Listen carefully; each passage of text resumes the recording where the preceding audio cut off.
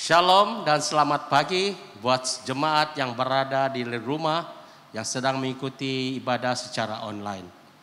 Selamat datang ke ibadah online bagi Gereja Good Samaritan Penampang. Jika Anda punya kawan-kawan, saudara maupun keluarga, sila ajak mereka bersama-sama beribadah bersama kita. Karena saya percaya Tuhan ingin melawat Anda, Tuhan ingin mencurahkan berkat ke atas Anda. Mari kita terus masuk dalam ibadah. Minta semua jemaat berdiri. Tuhan beserta kamu. Dan beserta kamu juga. Saya gembira apabila mereka berkata kepada saya, marilah kita pergi ke rumah Tuhan. hai, marilah kita menyanyi kepada Tuhan. Marilah kita bersorak dengan sukacita kepada Juru Selamat yang Maha Kuasa. Allah itu roh. Kita harus menyembah Dia dalam roh dan kebenaran. Kemuliaan kepada Allah, Bapa, Anak, dan Roh Kudus. Puji Tuhan sekarang dan selama-lamanya. Amin. Doa untuk kesucian semua. Ya Allah yang Maha Kuasa, semua hati manusia terbuka di hadapan Tuhan. Semua keinginannya diketahui oleh-Mu, dan daripadamu tiada rahasia yang tersembunyi. Sucikanlah niat hati kami dengan ilham Roh Kudus-Mu, supaya kami boleh mengasihi-Mu dengan sempurna, dan memuliakan nama-Mu yang kudus dengan selayaknya, melalui Yesus Kristus Tuhan kami. Amin. Pujian gloria semua. Kemuliaan kepada Allah di tempat yang maha tinggi, dan damai sejahtera kepada umat-Nya di bumi. Tuhan Allah, Raja di surga, Allah dan Bapa yang maha kuasa, kami menyembah Engkau, kami bersyukur kepadamu, kami memuji Engkau sebab kemuliaan-Mu. Tuhan Yesus Kristus, Anak Tunggal Bapa, Tuhan Allah, Domba Allah yang menanggung dosa dunia, kasihanilah kami. Engkau yang duduk di sebelah kanan Allah Bapa, terimalah doa kami. Tuhan sajalah yang kudus, Engkau sajalah Tuhan, Engkau sajalah yang maha tinggi, Yesus Kristus dengan Roh Kudus, dalam kemuliaan Allah Bapa. Amin. Haleluya, mari kita memuji Tuhan. Tuhan, Engkau hadir di tengah-tengah kami, Tuhan. Tangan kuasa Engkau memanggil melalui setiap kami, Tuhan. Haleluya.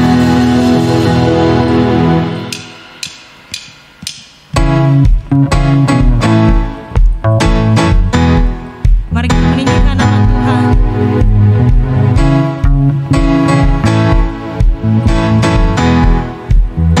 Sama-sama kita katakan, Tuhan Engkau hadir.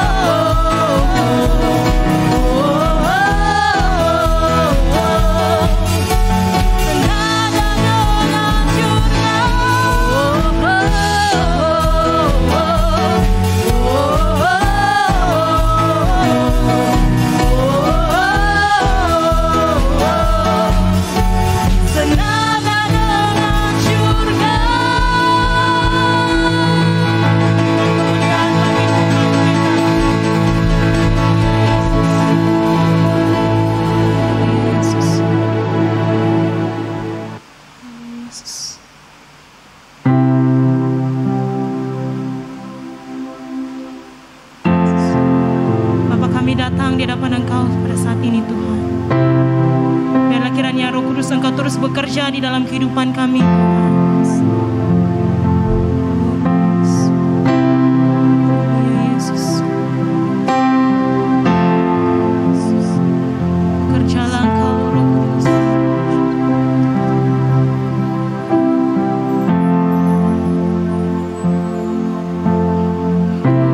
Kudus hadir di sini.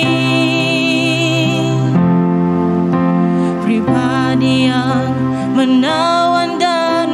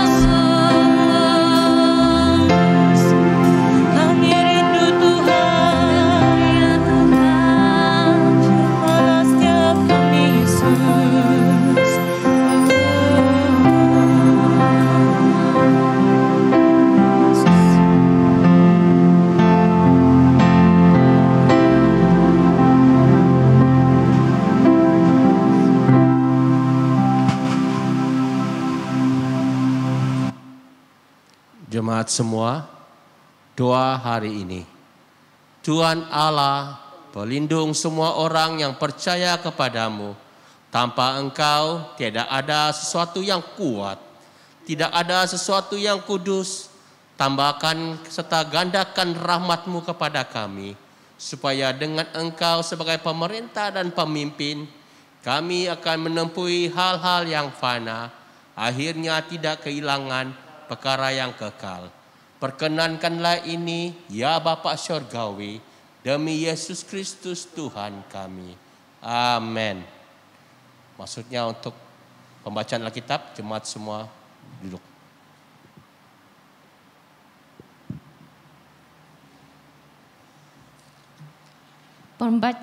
Pembacaan pertama dipetik daripada Roma pasal 8 ayat 1 hingga 11.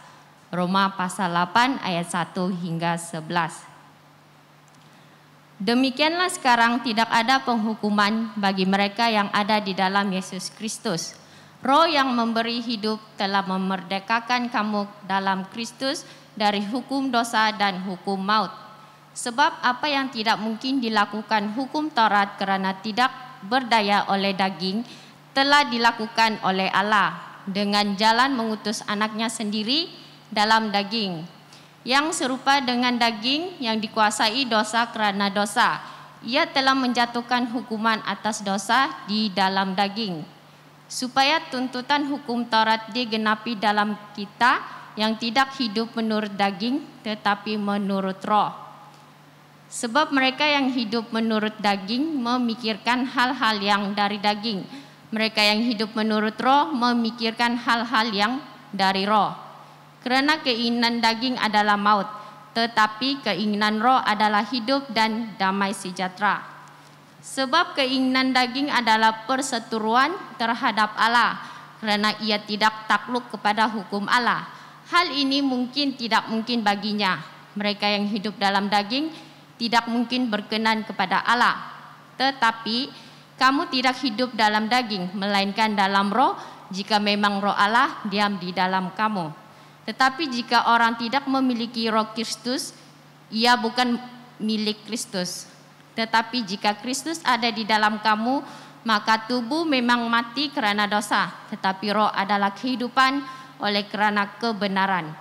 Dan jika roh Dia yang telah membangkitkan Yesus dari antara orang mati di dalam kamu, maka Ia yang telah membangkitkan Kristus Yesus dari antara orang mati akan menghidupkan juga tubuhmu yang fana itu oleh rohnya yang diam di dalam kamu. Inilah firman Tuhan. Syukur kepada Allah. Jemaat diminta berdiri untuk pembacaan Injil. Injil Kudus daripada Tuhan kita Yesus Kristus menurut Yohanes pasal 8 ayat 1 hingga 11. Kemuliaan kepadamu. Kemuliaan kepadamu Tuhan Yesus. Yohanes pasal 8 ayat 1 hingga 11. Tetapi Yesus pergi ke Bukit Zaitun. Pagi-pagi benar ia berada lagi di bait Allah, dan seluruh rakyat datang kepadanya. Ia duduk dan mengajar mereka. Maka ahli-ahli Taurat dan orang-orang Farisi membawa kepadanya seorang perempuan yang kedapatan berbuat zina. Mereka menempatkan perempuan itu di tengah-tengah lalu berkata kepada Yesus, "Rabi, perempuan ini tertangkap basah ketika ia sedang berbuat zina. Musa dalam hukum Taurat memerintahkan kita untuk melimpari perempuan-perempuan yang demikian. Apakah pendapatmu tentang hal itu?" Mereka mengatakan hal itu untuk mencobai dia, supaya mereka memperoleh sesuatu untuk menyalahkannya. Tetapi Yesus membungkuk lalu menulis dengan jarinya di tanah. Dan ketika mereka terus-menerus bertanya kepadanya, ia pun bangkit berdiri lalu berkata kepada mereka, "Barang siapa di antara kamu tidak berdosa, hendaklah ia yang pertama melemparkan batu kepada perempuan itu." Lalu ia membungkuk pula dan menulis di tanah. Tetapi setelah mereka mendengar perkataan itu, pergilah mereka seorang demi seorang, mulai dari yang tertua. Akhirnya tinggallah Yesus seorang diri dengan perempuan itu yang tetap di tempatnya. Lalu Yesus bangkit berdiri dan berkata kepadanya, "Hai perempuan, di manakah mereka? Tidak adakah seorang yang menghukum engkau? Jawabnya, tidak ada Tuhan. Lalu kata Yesus, aku pun tidak menghukum engkau. Pergilah dan jangan berbuat dosa lagi mulai dari sekarang. Inilah Injil Kristus. Terpujilah Tuhan Yesus. Mari kita berdoa. Bapa di surga, kami bersyukur karena Tuhan memberi kami kesempatan berada dalam hadirat Tuhan sekali lagi. Dan pada waktu ini Tuhan tenangkan pikiran hati kami ketika kami mendengarkan firman-Mu, Roh Kudus Tuhan. Membantu kami mengerti kebenaran firman-Mu sehingga firman-Mu itu sebagai benih yang tertanam di tanah hati kami yang subur sehingga menghasilkan buah yang lebat bagi kemuliaan Tuhan. Terima kasih Bapa. Kami serahkan masa dan tempat ini ke dalam tangan-Mu. Dalam nama Tuhan Yesus kami berdoa. Amin. Semua dipersilakan duduk. Nah, hari ini tajuk firman Tuhan yang saya mau sampaikan yaitu Roh Kudus dalam kehidupan orang percaya. Jadi saudara-saudara yang kasih dalam Tuhan Yesus, ingatkah Anda pertama kali ketika Anda bertobat dan menerima Yesus sebagai Tuhan dan Penyelamat di dalam kehidupan Anda? Masih ingat pengalaman kita pertama kali kita bertobat dan percaya kepada Tuhan Yesus? Firman Tuhan mengatakan Roh Kudus itu Roh Allah atau Roh Kristus. Pada saat kita menerima Yesus, Roh Kudus diberikan kepada kita. Dan Roh Kudus itu akan tinggal dalam hidup kita. Seperti yang dikatakan dalam 1 Korintus pasal 6 ayat 19. Dikatakan di sana, atau tidak tahukah kamu bahwa tubuhmu adalah bait Roh Kudus yang diam di dalam kamu, Roh Kudus yang kamu peroleh dari Allah, dan bahwa kamu bukan milik kamu sendiri. Jadi saudara-saudara yang kasih dalam Tuhan Yesus, dikatakan di sini bahwa tubuh kita ini adalah bait atau tempat di mana Roh Kudus diam di dalam kita. Roh Kudus itu kita peroleh bukan karena usaha kita, tetapi diberi oleh Allah karena kita percaya kepada Yesus Kristus. Dan oleh sebab itu dikatakan bahwa tubuh kita ini bukan milik kita sendiri, tapi tubuh kita ini untuk Tuhan.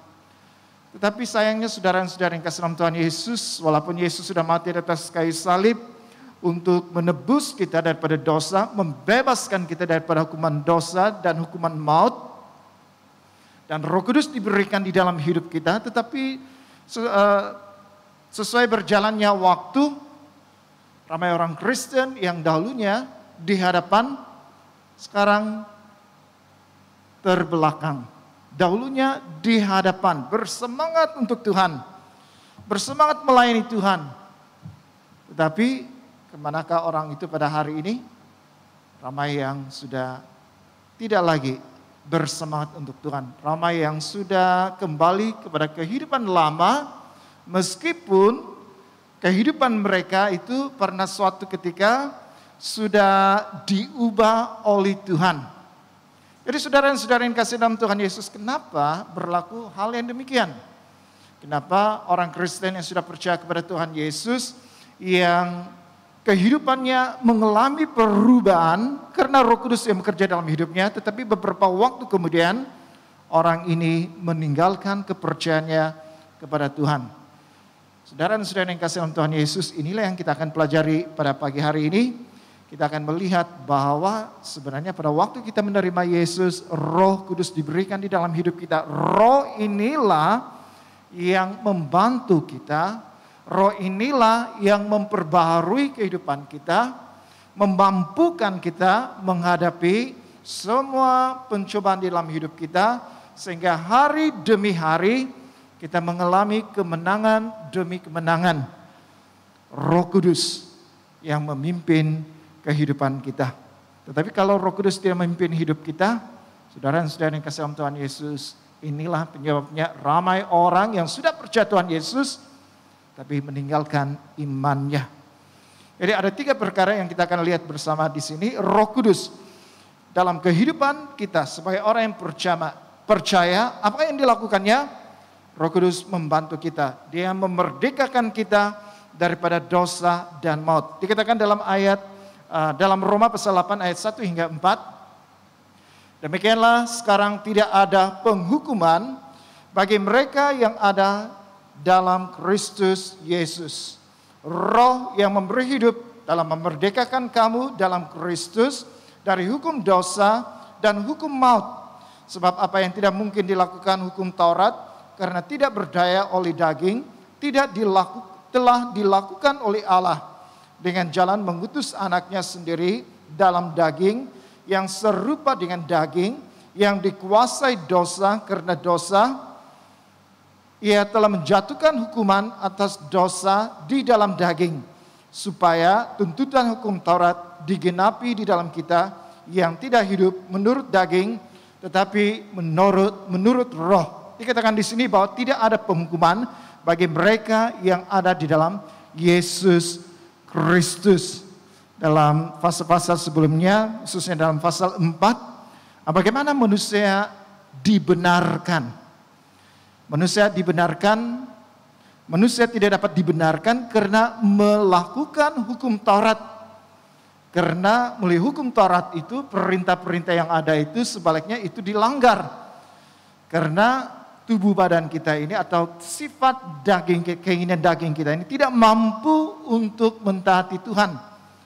Tetapi kita dibenarkan karena iman kita kepada Yesus. Dan apa yang Tuhan Yesus lakukan di sini dikatakan bahwa Allah dengan jalan apa yang dilakukan oleh Allah dengan jalan mengutus anaknya sendiri dalam daging. Anaknya di sini yaitu Yesus Kristus. Allah mengutus Yesus ke dalam dunia ini. Allah mengutus Yesus di sini bukan seperti malaikat, tetapi mengutus Yesus dalam daging, artinya dalam tubuh manusia. Dan tubuh manusia itu serupa dengan daging, sama dengan kita. Kita manusia, anaknya juga manusia. Ini yang Tuhan berikan kepada kita. Ini yang Tuhan lakukan. Dia mengutus Yesus sebagai manusia, dan dalam keadaannya sebagai manusia, sebenarnya tubuh itu mewakili tubuh kita juga sebagai manusia.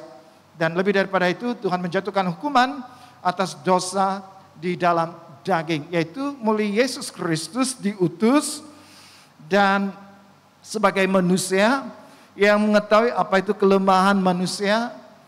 Yesus alami itu semua.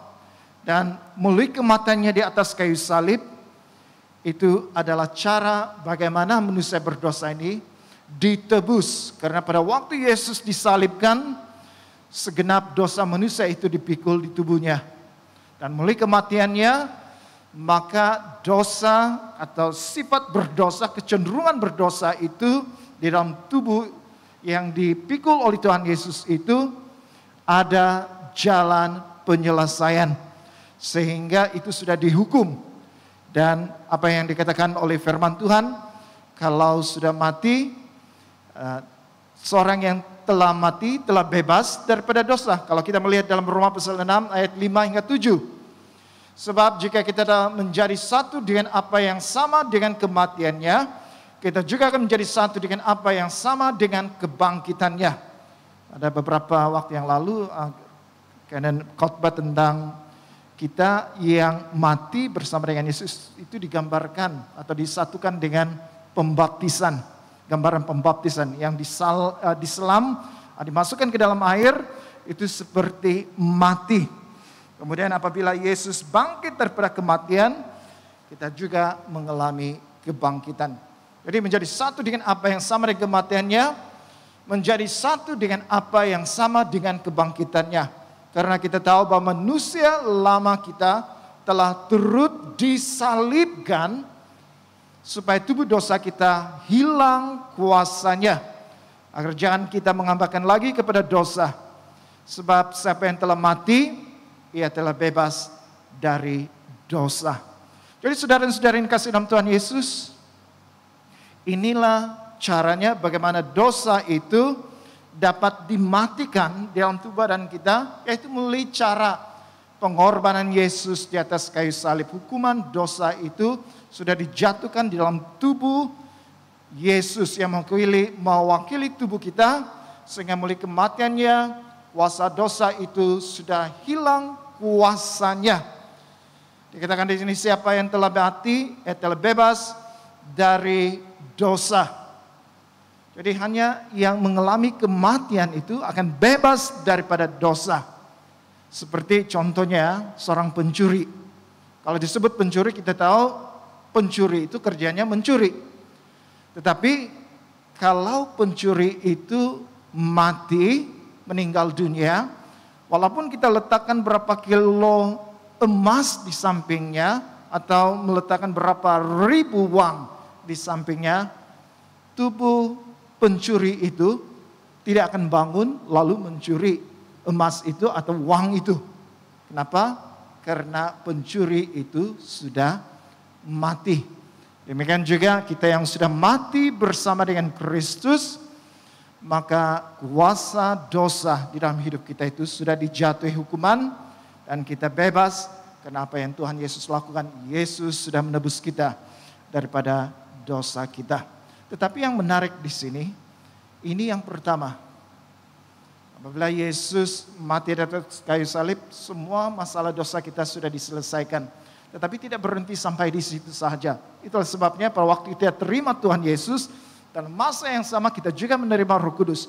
Roh Kudus ini diberikan untuk memperbarui kehidupan kita, untuk memampukan kita mengalami kemenangan demi kemenangan dalam kehidupan kita sehari-hari, terutamanya apabila kita menghadapi pelbagai pencobaan. Roh Kudus menolong kita. Jadi oleh sebab itu, bukan hanya penting untuk terima Yesus sebagai Tuhan dan Penyelamat dalam hidup kita, tetapi setelah itu dalam proses selanjutnya, kita harus memberi hidup kita dipimpin oleh Roh Kudus.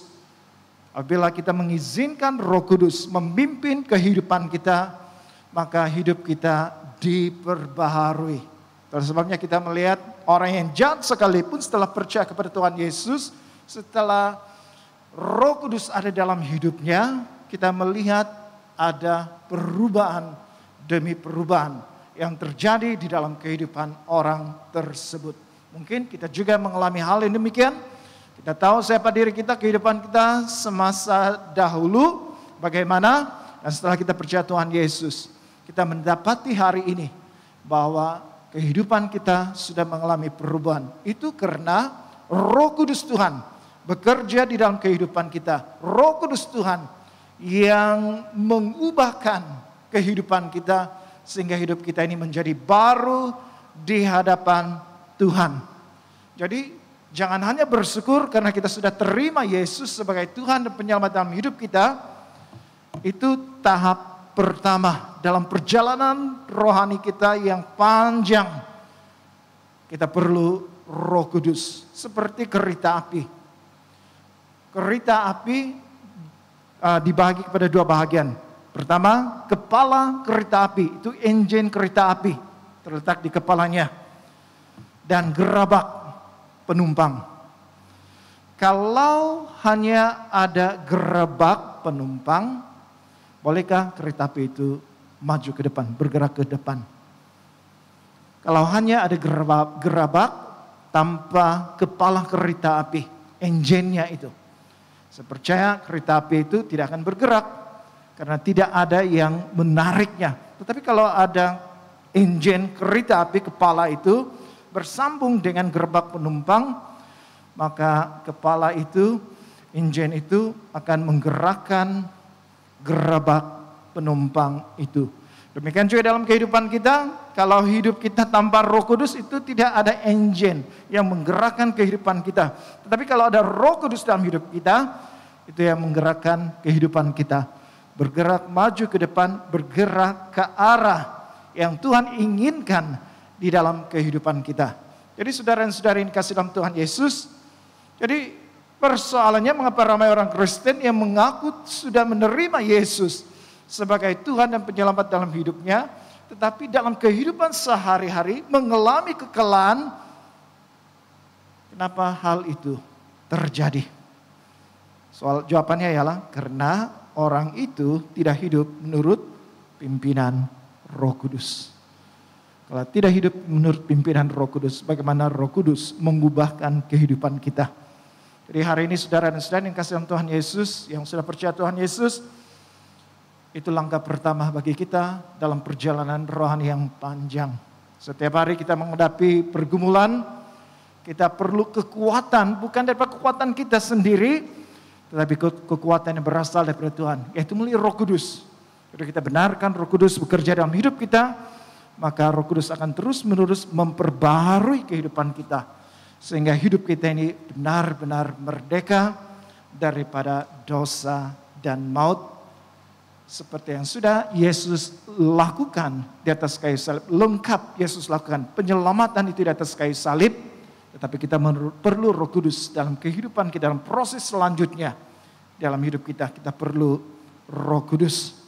Kedua, apa yang dilakukan oleh Roh Kudus dalam kehidupan kita, selain daripada membaharui kehidupan kita, kita melihat di sini Roh Kudus juga membantu supaya kita hidup berkenan kepada Allah.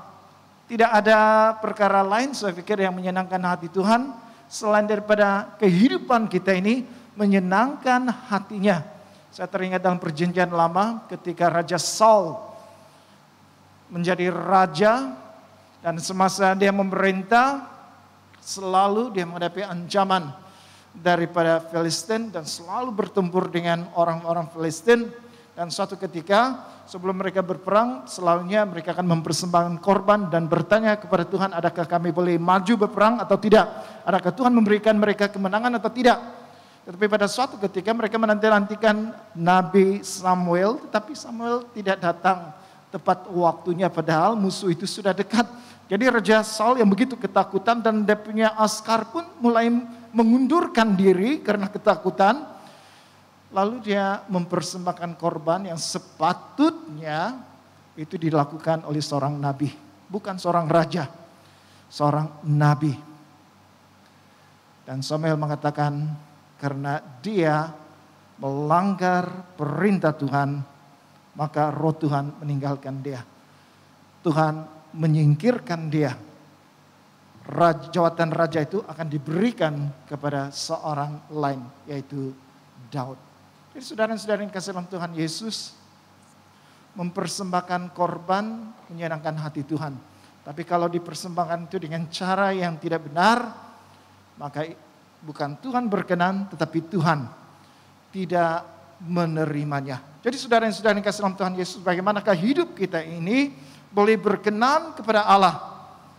Yaitu apabila hidup kita ini dipimpin oleh Tuhan. Dalam Roma pasal 8 ayat 5 hingga 8 kita melihat perbezaan orang yang dipimpin oleh daging dan orang yang dipimpin oleh Roh Kudus.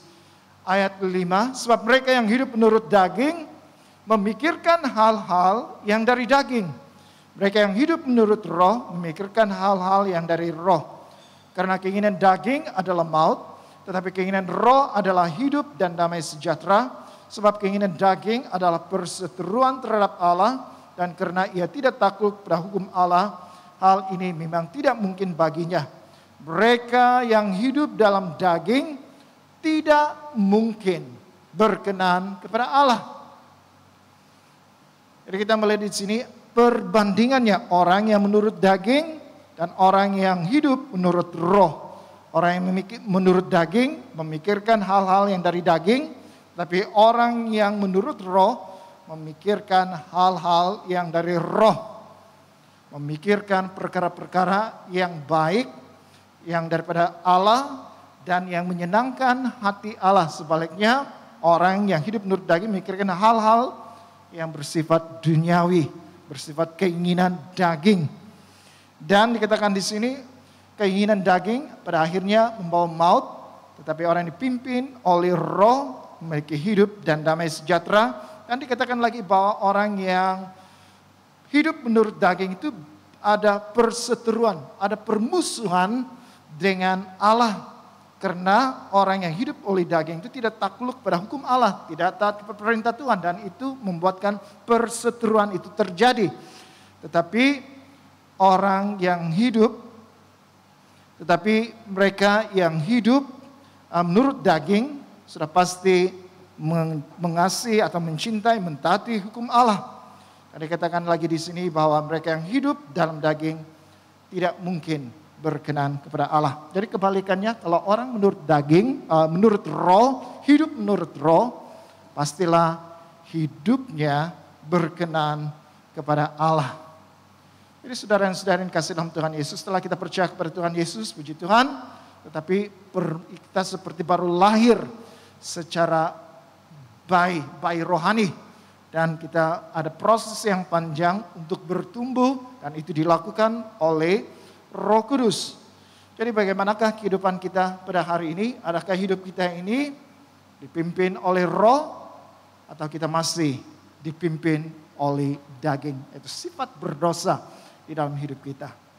Adakah kita membenarkan, mengizinkan Roh Kudus Tuhan memimpin hidup kita, atau keinginan daging menguasai seluruh kehidupan kita? Dalam Galatia pasal 5 ayat 19 hingga 23, ini memberitahu kepada kita sifat keinginan daging. Apakah ciri-cirinya?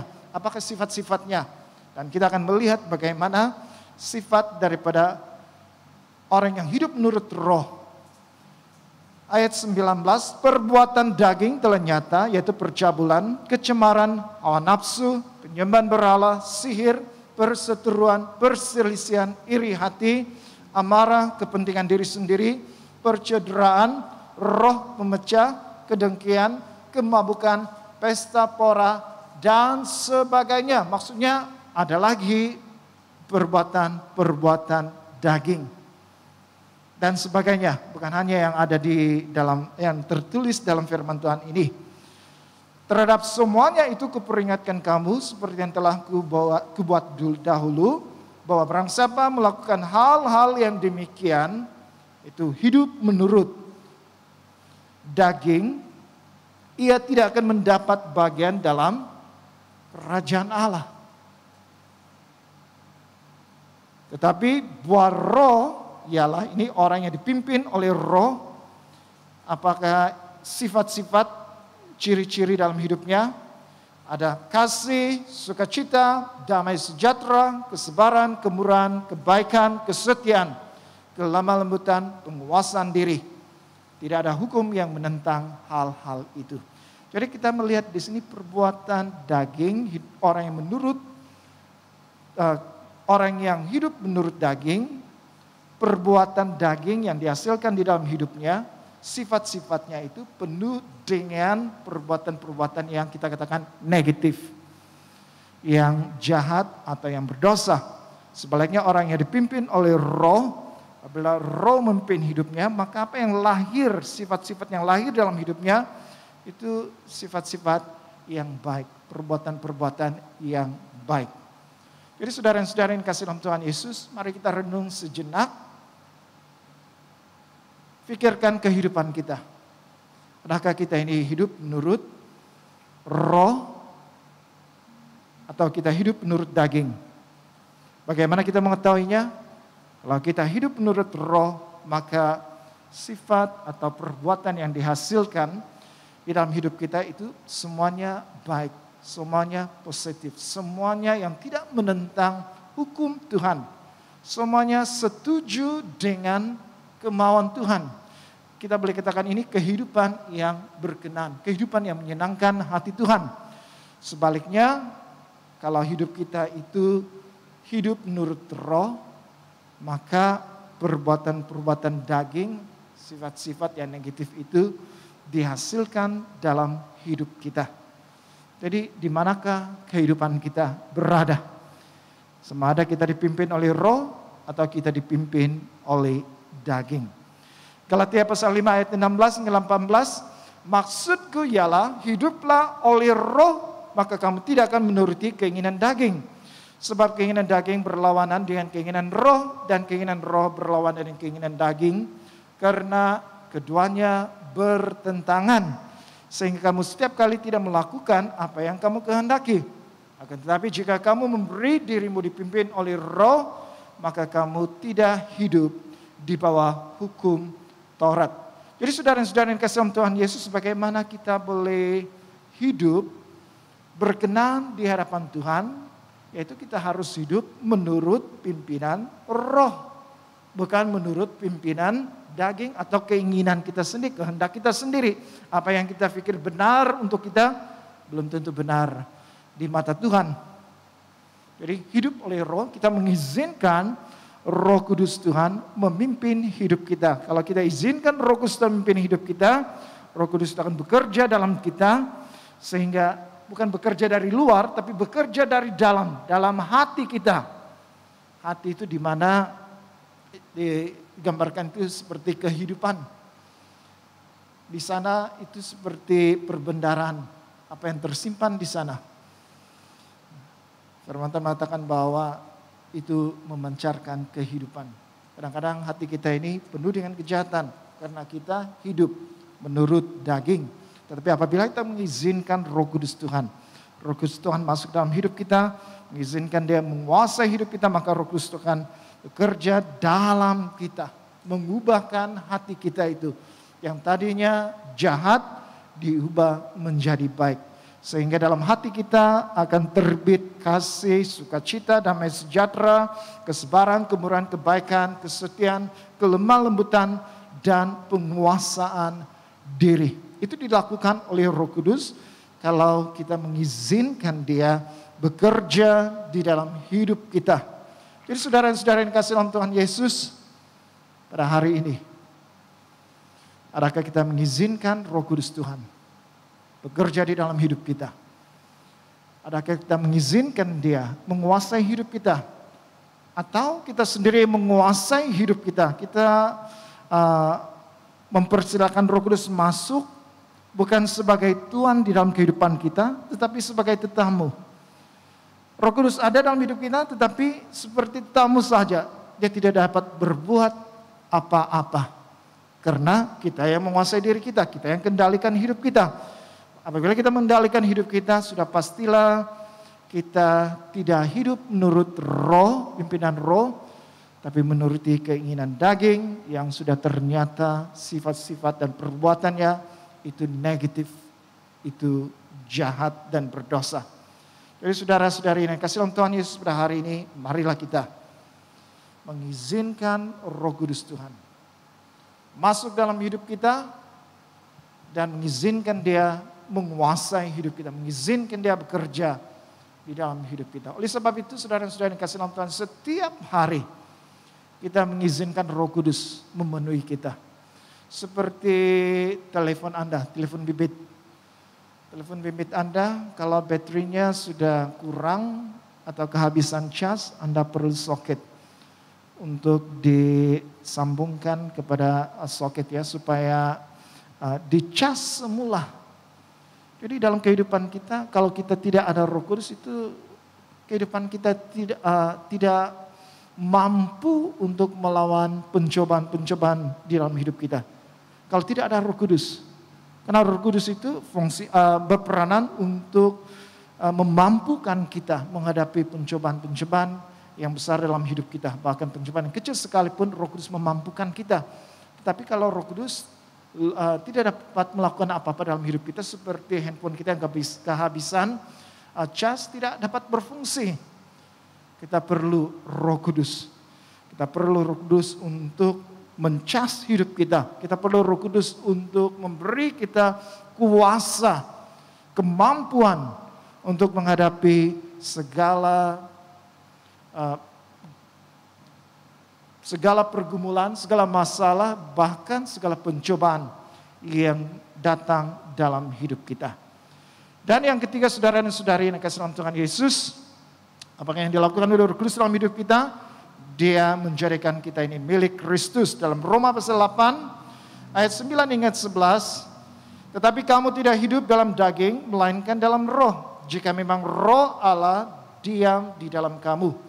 Tetapi jika orang tidak memiliki Roh Kristus, ia bukan milik Kristus. Perhatikan di sini, jika orang tidak memiliki Roh Kristus, ia bukan milik Kristus. Tetapi jika Kristus ada di dalam kamu, maka tubuh memang mati karena dosa, tapi roh adalah kehidupan oleh karena kebenaran.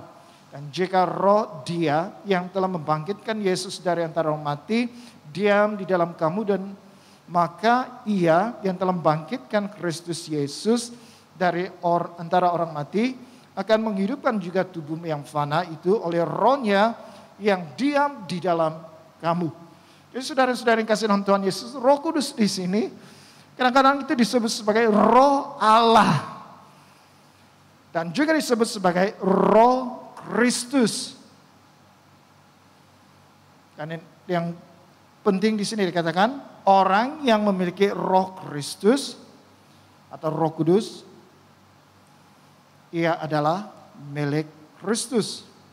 Jika orang tidak memiliki Roh Kristus, ia bukan milik Kristus. Kalau dibalikkan, orang yang memiliki Roh Kristus, dia adalah milik Kristus. Dia adalah milik Kristus.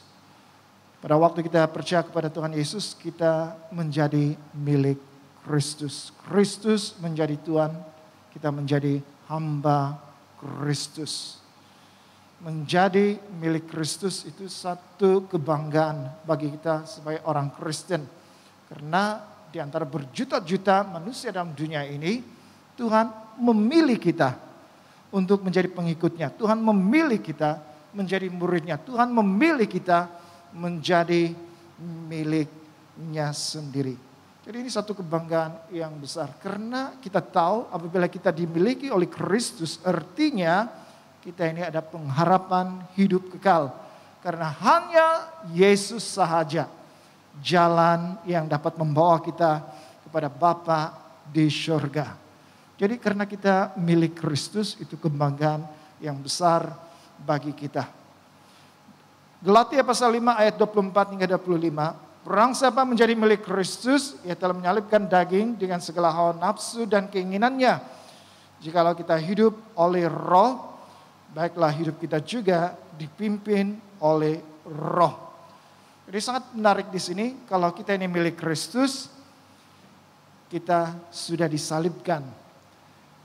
Daging kita atau sifat berdosa di dalam hidup kita itu dan segala hawa nafsu dan keinginan itu sudah disalibkan oleh Yesus yang disalibkan di atas kayu salib. Itu sudah disalibkan bersama dengan Yesus.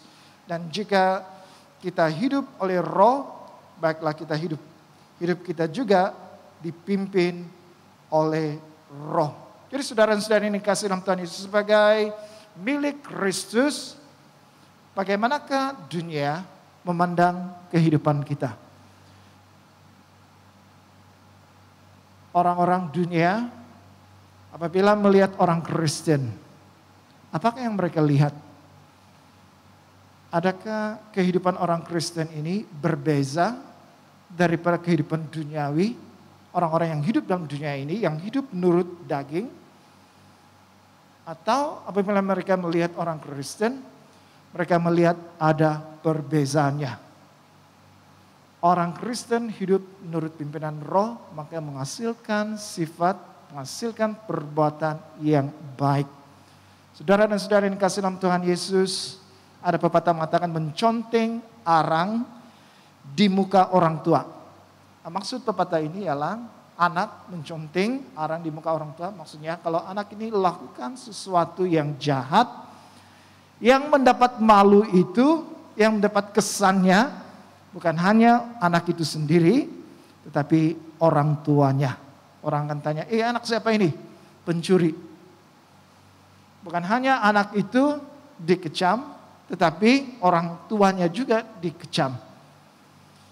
Jadi saudara dan saudara yang kasih dalam Tuhan Yesus, sebagai milik Allah, sebagai milik Kristus, penting bagi kita untuk memperhatikan kesaksian hidup kita.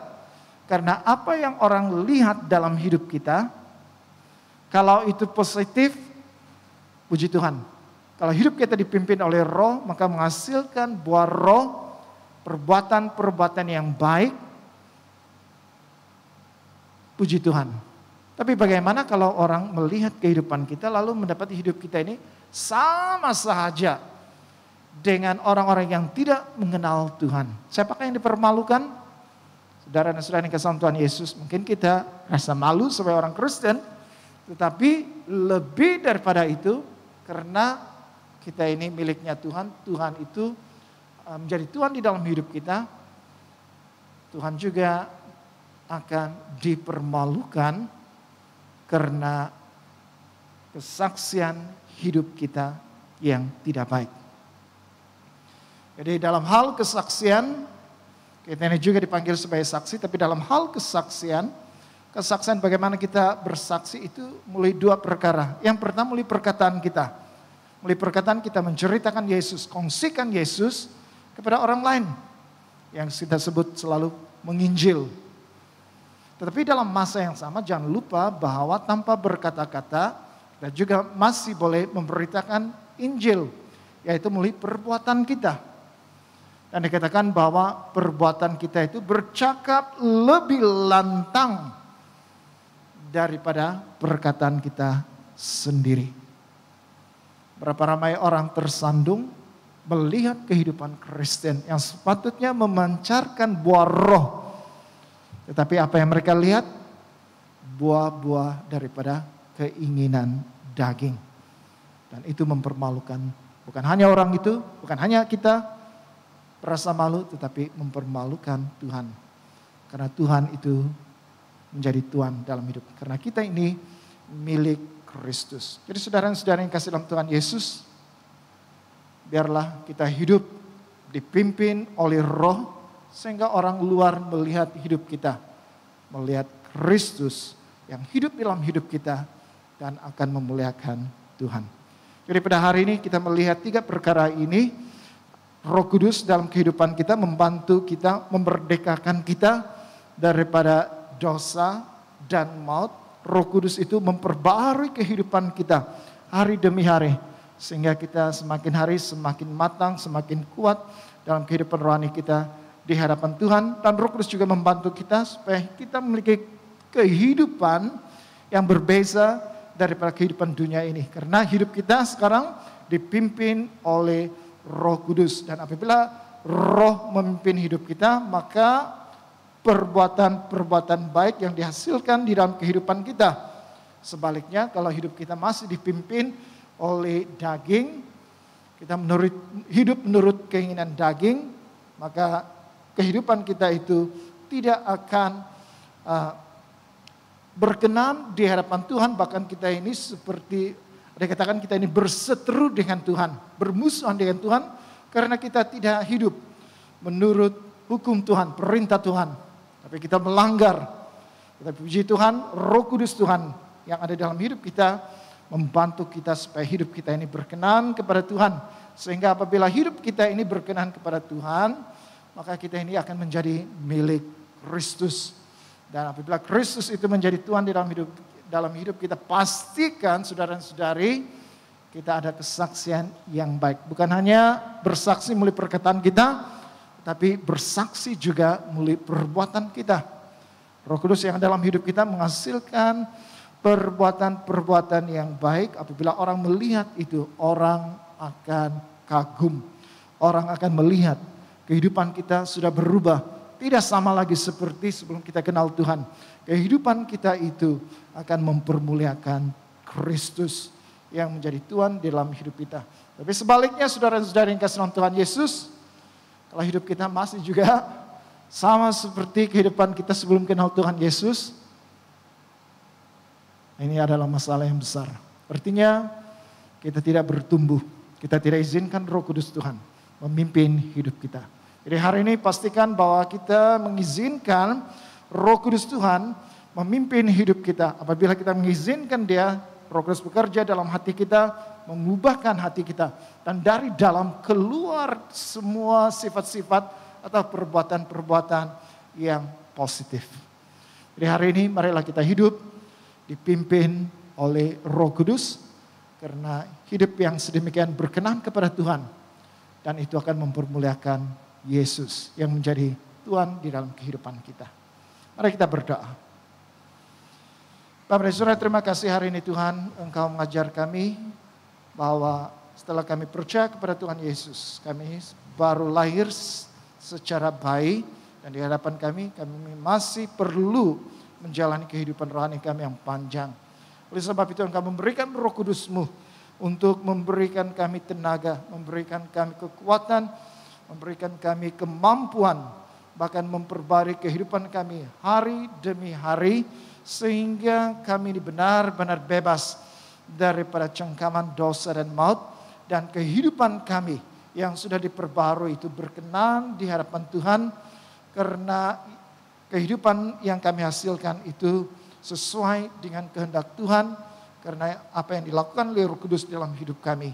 Dan oleh sebab itu Tuhan, tolong kami sebagai saksi Kristus, sebagai pengikut Kristus, sebagai murid Kristus, supaya dalam kehidupan kami yang sudah mengalami perubahan itu karena pekerjaan Roh Kudus, biarlah hidup kami mempermuliakan Tuhan. Terima kasih Bapa untuk firman-Mu. Dalam nama Tuhan Yesus kami berdoa. Amin. Jemaat diminta berdiri untuk pengakuan iman Naisin. Semua. Saya percaya kepada Allah yang Esa, Bapa yang Maha Kuasa, pencipta langit dan bumi, yang dapat dilihat dan tidak dapat dilihat. Saya percaya kepada Tuhan Yesus Kristus, Anak Tunggal Allah, yang kekal dipenakan oleh Bapa. Allah daripada Allah, terang daripada terang, Allah benar daripada Allah benar. Dia dipernakan bukan dijadikan, sebab dia satu dengan Bapa. Maka segala sesuatu jadikan olehnya untuk kita manusia dan untuk keselamatan kita. Dia turun dari surga dan oleh kuasa Roh Kudus, dia dilahirkan oleh anak darah Maria dan menjadi manusia. Karena kita, dia disalibkan semasa pemerintahan Pontius Pilatus. Dia menderita, disisa sampai mati, lalu dikuburkan. Pada hari yang ketiga, dia bangkit pula menurut yang dinubuatkan dalam Alkitab. Lalu dia naik ke surga. Dia duduk di sebelah kanan Bapa. Dia akan datang kembali dalam kemuliaan untuk menghakimi, baik orang yang masih hidup maupun orang yang sudah mati, dan kerajaannya tidak akan berkesudahan.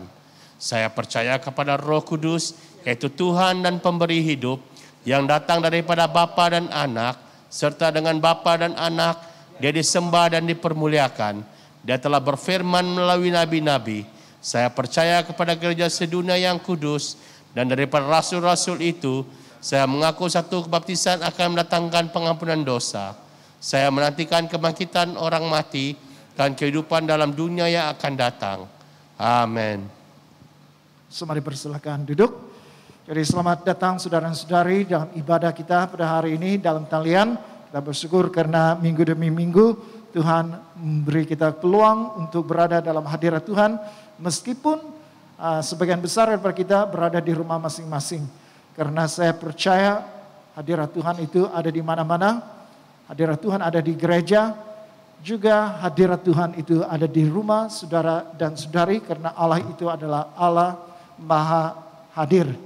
Jadi kita bersyukur kepada Tuhan untuk peluang yang Tuhan berikan kepada kita untuk menyembah Dia. Jadi ada beberapa pengumuman yang saya mau ketengahkan di sini. Yang pertama, persekutuan doa BM itu diadakan setiap hari Rabu.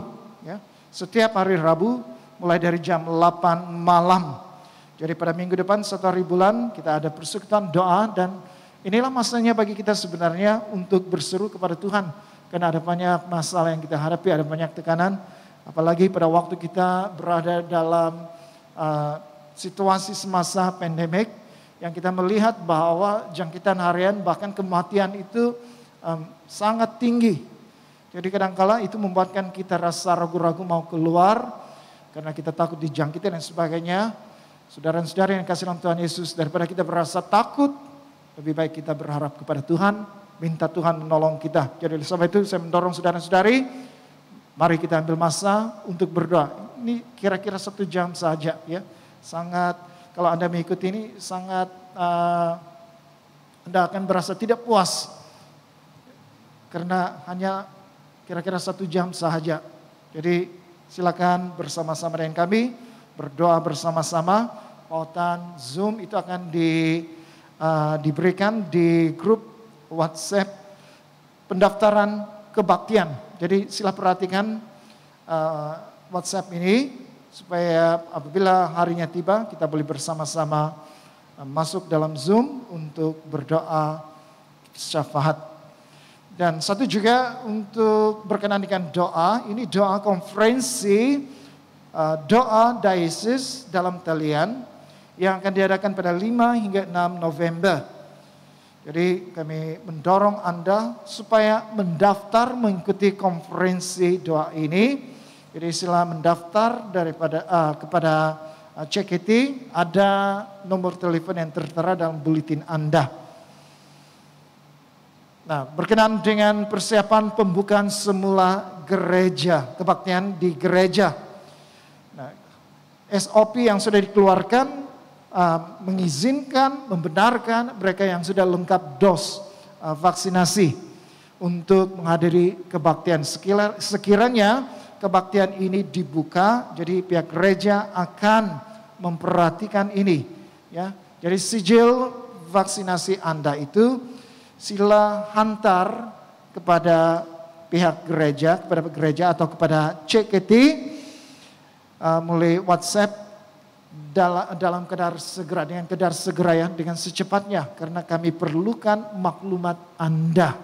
Jadi ambil, tangkap layar, screenshot, kemudian hantar kepada CKT supaya kami merekodkan itu bahwa Anda sudah menerima 2 dos lengkap vaksinasi. Dan kita juga pada hari Anda datang ke gereja, kami juga akan memeriksa bahagian profil Anda, yaitu berkenaan dengan risiko, status risiko, ya, status risiko Anda yang terdapat dalam profil. Jadi apabila Anda tekan itu ada warna biru, berarti Anda berada dalam risiko rendah, status risiko rendah. Tetapi apabila berwarna kuning, kami tidak menggalakkan Anda untuk datang ke gereja. Kalau Anda periksa itu di rumah dan warna kuning, jangan datang ke gereja. Ya. Tetapi kalau Anda datang ke gereja, pada mulanya status risiko Anda warna biru, tetapi tiba-tiba berubah kepada kuning, warna kuning, dan Anda sudah berada di gereja, ya kami juga akan mengizinkan Anda bersama-sama dalam kebaktian, tetapi Anda akan diasingkan di tempat-tempat yang lain seperti di dewan ataupun di balkoni gereja, ya, supaya menghilangkan risiko jangkitan. Dan oleh sebab itu masa kebaktian kita juga akan mengalami perubahan. Untuk kebaktian bahasa Cina bermula pada 7:30 pagi, kebaktian Inggris masih pada masa kebaktian yang sama, yaitu pada jam 9.45 pagi, dan kebaktian bahasa Malaysia jam 12 tengah hari. Jadi bukan 11.45, tetapi jam 12 tepat tengah hari. Jadi selepas kebaktian, kami menggalakkan Anda untuk terus keluar, beredar, pulang ke rumah. Kita tidak mengizinkan Anda berada di halaman gereja atau di J Center untuk berbual-bual. Ya, kita tidak menggalakkan. Silakan keluar dan terus beredar dengan secepat mungkin. Dan bagi Anda yang membawa kendaraan semasa kebaktian untuk memudahkan aliran lalu lintas, kita hanya membuka pintu depan itu sebagai pintu masuk, dan pintu yang berada di ujung sekali di belakang itu pintu keluar. Jadi Anda yang letakkan kendaraan Anda di laluan kecil, ya, jalan kecil itu di dekat dengan taman perumahan di sana, walaupun Anda meletakkan itu dekat dengan pintu masuk, Anda tidak boleh keluar melalui pintu masuk itu. Anda harus berpusing, U-turn, dan keluar ke pintu belakang. Jadi untuk pengumuman yang lain sila perhatikan sendiri dalam buletin Anda. Masa ini adalah masa bagi kita untuk bertenang. Kita mau berdoa syafaat. Mari jemaat kita berlutut untuk berdoa syafaat. Bapa dalam syurga Tuhan, kami bersyukur karena Engkaulah Allah yang baik. Engkaulah Tuhan, Gembala kami yang baik. Tuhan Yesus yang tidak pernah meninggalkan kami, membaringkan kami di rumput yang hijau, dan terus-menerus memberikan kami air yang tenang. Tuhan, kami mau berdoa Tuhan untuk jemaat kami bersyukur Tuhan akan semua jemaat kami. Biarlah Tuhan, Roh Kudus Tuhan berbicara dalam hidup jemaat kami, supaya mereka terus merindukan Tuhan. Seperti Mazmur dalam 43, 42 ayat pertama hingga kedua, yang menyatakan bahwa jiwaku merindukan, seperti rusa merindukan air, itulah jiwaku merindukan Tuhan.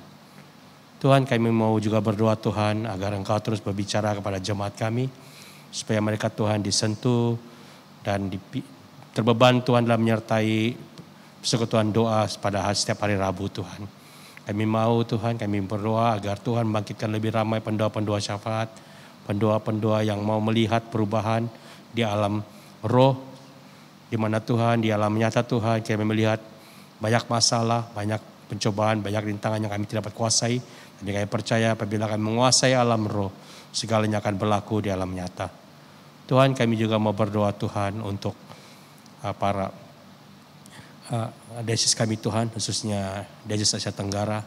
Tuhan, kami mau mengingati Archbishop Melter yang memimpin diocese Asia Tenggara, dan juga Tuhan diocese Sabah. Juga Tuhan, kami mau mengingati Bishop Donald yang memimpin diocese of Kuching, Bishop Stephen Abaro untuk Semenanjung Malaysia, dan juga Tuhan diocese of Singapura yang dipimpin oleh Bishop Titus Chung Tuhan. Tuhan, kami berdoa agar Engkau memberkati setiap padri, bishop, pastor, PCC, maupun setiap jemaat kami Tuhan di seluruh diocese kami Tuhan. Kami berdoa Tuhan, biarlah Engkau memberikan mereka perlindungan dan juga kekuatan pada keluarga-keluarga mereka. Engkau memberikan hikmat dan bijaksana, supaya diocese kami Tuhan dapat berkembang, dapat menjangkau lebih ramai jiwa di Asia Tenggara ini Tuhan. Tuhan, kami juga berdoa untuk negeri kami Sabah. Tuhan, kami mau melihat perubahan, kami mau melihat Tuhan agar kesembuhan dalam peningkatan virus 19 Tuhan. Kami berdoa Tuhan agar Engkau memberikan hikmat dan bijaksana kepada kerajaan kami, supaya proses destinasi ini Tuhan menjadi tulus dan teratur, di mana Tuhan setiap pun pekerjaan yang dilakukan Tuhan akan membawakan hasil. Kami berdoa juga Tuhan untuk negara kami. Kami berdoa untuk kerajaan yang baru dibentuk. Tuhan, siapapun yang telah diangkat, biarlah Tuhan memimpin mereka, memberikan mereka hikmat dan bijaksana. Tuhan, berbicara kepada mereka Tuhan, supaya mereka menjadi hamba yang setia, yang melakukan pekerjaan selaras dengan kehendak Tuhan di negara kami Tuhan.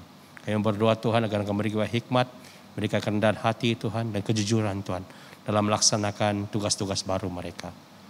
Kami merindu Tuhan melihat pemulihan negeri kami Tuhan. Kami rindu pemulihan negara kami.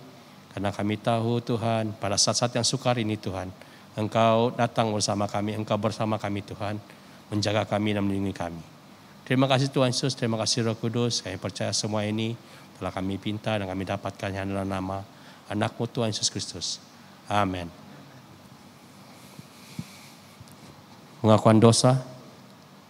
Karena demikian Allah mengasihi dunia ini sehingga diberikannya anaknya yang tunggal Yesus Kristus untuk menyelamatkan kita daripada dosa, untuk menjadi pengantara kita di surga dan bawa kita dalam hidup yang kekal. Oleh karena itu, marilah kita mengakui dosa-dosa kita dengan sesal dan beriman, dan berniat hendak melakukan hukum-hukum Allah, serta hidup dengan kasih dan damai dengan semua manusia. Semua, Allah yang penuh belas kasihan, Bapa kami di surga, pencipta kami dan hakim kami telah berdosa terhadap Engkau dan terhadap sama manusia, baik dalam pikiran, perkataan, dan perbuatan, melalui kelalaian, kelemahan, dan kesalahan yang disengajakan. Kami sekarang bertobat dan benar-benar menyesal sebab kesalahan kami. Bapa, ampunilah kami demi anak-Mu, Yesus Kristus yang telah mati untuk kami. Kuatkanlah kami supaya dapat mengasihi dan mentaati-Mu dalam kehidupan yang baru, melalui Yesus Kristus Tuhan kami. Amin.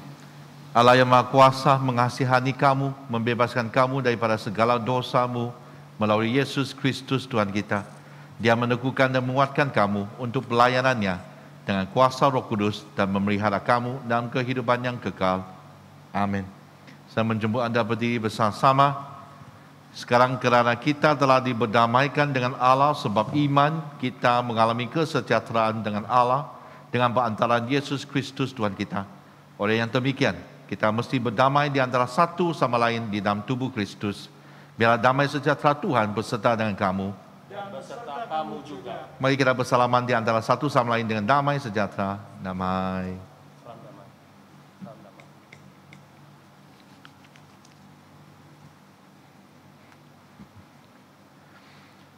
Saudara-saudari, angkatlah hatimu. Kami mengangkatnya kepada Tuhan. Mari kita mengucap syukur kepada Tuhan Allah kita. Beri syukur dan pujian kepada Dia. Bukan saja patut, bahkan adalah kewajiban kita dan kegembiraan kita selalunya dan di mana-mana saja mengucap syukur dan pujian Bapa yang Maha Kuasa, Pencipta langit dan bumi. Dan sekarang kami bersyukur sebab Engkau telah menyatakan kemuliaan-Mu sama dengan kemuliaan anak-Mu dan Roh Kudus. Tiga oknum sama keagungan, tak terbagi kemuliaannya bagi Tuhan dan Allah yang tunggal, yang disembah dan dipuji selama-lamanya. Sebab itu kami turut memuji Engkau bersama dengan suara malaikat-malaikat dan penghulu-penghulu malaikat dan semua kaum surga yang selalu memuji dan membesarkan nama-Mu yang mulia itu. Kudus, kudus, kuduslah Tuhan, Allah daripada segala kuasa dan keperkasaan, surga dan bumi penuh dengan kemuliaan-Mu. Hosana pagi yang maha tinggi. Saya mencoba Anda duduk ataupun berlutut, mari kita siapkan hati untuk jamuan kudus.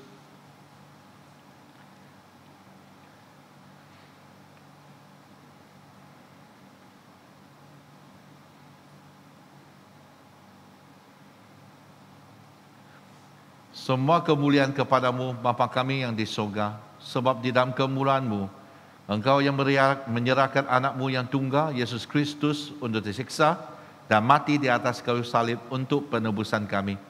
Di situ Dia telah membuat berdamaian yang penuh untuk dosa-dosa seisi dunia dan mempersembahkan dirinya sendiri sebagai korban satu kali saja untuk segala dosa kami.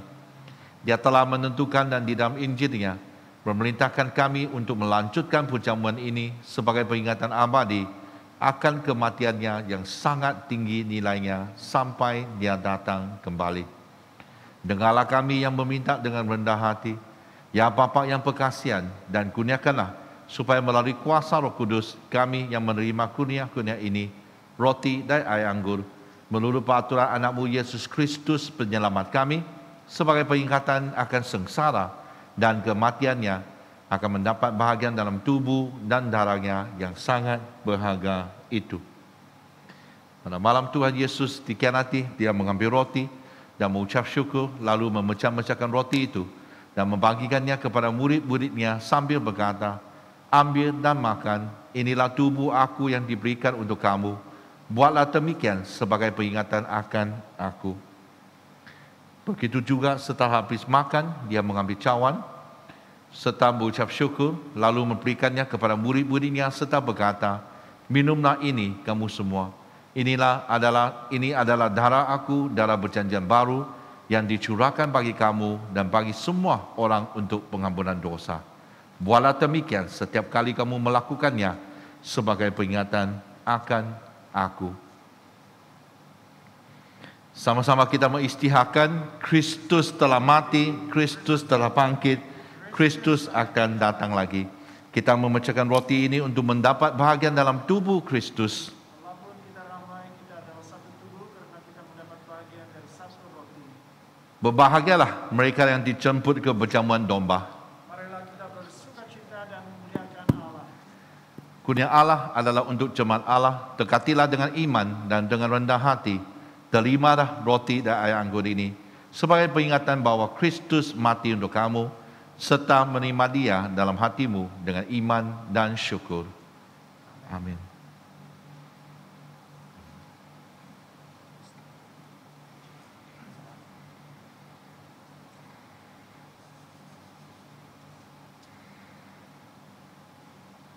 Biarlah tubuh dan darah Tuhan Yesus Kristus memelihara kamu dalam kehidupan kekal.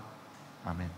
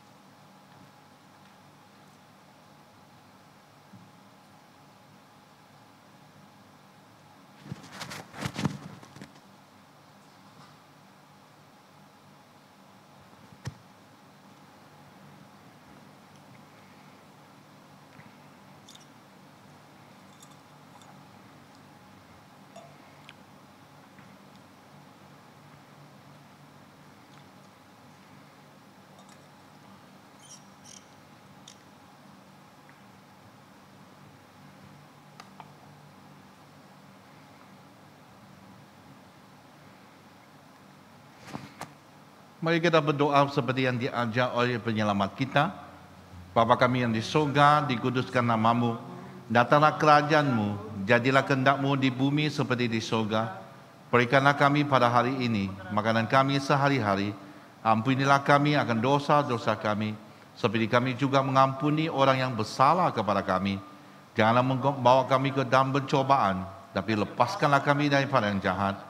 Kerana Engkau-lah yang mempunyai kerajaan, kuasa dan kemuliaan, sekarang dan selama-lamanya. Amin. Doa syukur. Allah kekal Bapa kami yang di surga, kami mengucapkan terima kasih kepadamu yang telah menerima kami sebagai anggota-anggota hidup anak-Mu, Yesus Kristus, penyelamat kami. Kami mengucapkan terima kasih kepadamu yang telah memberi kami makanan rohani di dalam sakramen tubuh dan darahnya. Sekarang utuskanlah kami ke dalam dunia yang damai dan kurniakanlah kami kekuatan dan keteguhan hati untuk mengasihi dan melayani Engkau dengan sukacita dan hati yang ikhlas. Amin. Saya menjumpa anda berdiri bersama-sama. Mari kita terima berkat daripada Allah. Sentosa Allah yang melebihi pengertian manusia memeliharakan hati dan jiwa kamu di dalam pengetahuan dan kasih Allah dan anaknya Yesus Kristus Tuhan kita. Dan berkat Allah yang Maha Kuasa, Bapa, Anak dan Roh Kudus beserta dengan kamu dan tinggal serta dengan kamu sampai selama-lamanya. Amin. Saudara-saudari, pergilah dengan damai sejahtera dan layanilah Tuhan. Sama-sama kita katakan dalam nama Kristus. Amin. Haleluya, mari kita berkesyukuran kita kepada Tuhan. Karena Dia adalah sukacita kita. Amin.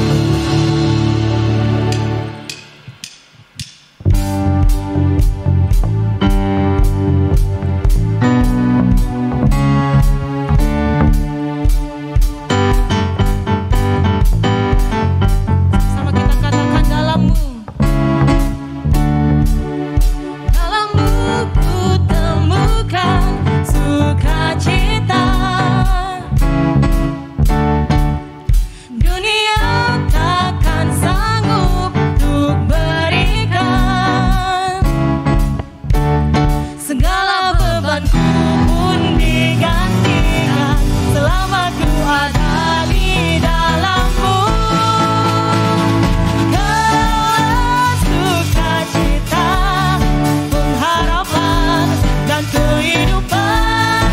Kau beri kekuatan. Haleluya, haleluya. Kaulah sukacita, pengharapan dan kehidupan. Kau beri kekuatan. Haleluya, bersukacita tamanya. Haleluya. Kau ada mendampingi setiap langkahku. Kau berikan kami kekuatan Tuhan. Berikan kekuatan dengan Roh-Mu. Janji-Mu yang telah menuliskan tubuhnya rancangan yang indah. Kaulah sukacita, pengharapan dan kehidupan. Kau beri kekuatan. Haleluya, haleluya. Kaulah sukacita, pengharapan dan kehidupan. Kau beri kekuatan.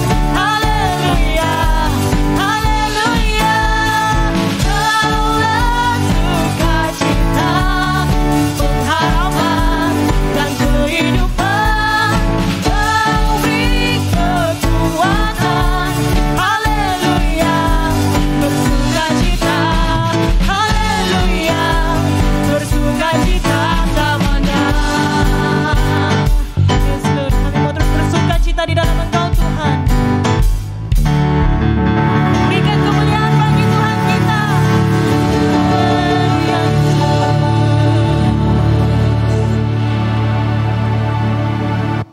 Ibadah kita telah selesai dan jumpa lagi dalam talian pada minggu hadapan. Tuhan memberkati.